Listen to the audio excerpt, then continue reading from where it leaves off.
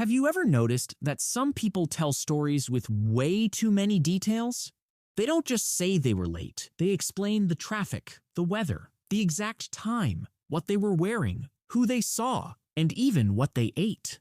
It sounds convincing, but sometimes that's exactly the problem, because when someone is lying, they often add more details than necessary. When people tell the truth, their brain simply recalls what happened.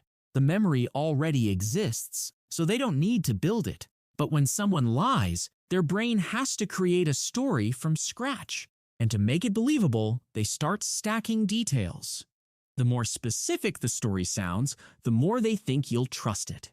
It's a psychological strategy. Liars assume that specificity equals credibility. So instead of saying, "I was at the store," they say, "I was at the store around 7:18 p.m. The line was long, the cashier had red hair, and the receipt machine wasn't working."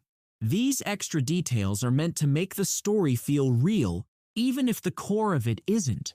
But here's the catch. Creating fake details is mentally exhausting. Liars must remember what they said, keep the timeline consistent, and avoid contradictions. That cognitive load often causes them to overcompensate. They talk more, explain more, and try harder to sound natural, which ironically makes them sound less natural. Another reason liars add details is to control the conversation. By flooding you with information, they leave less room for questions.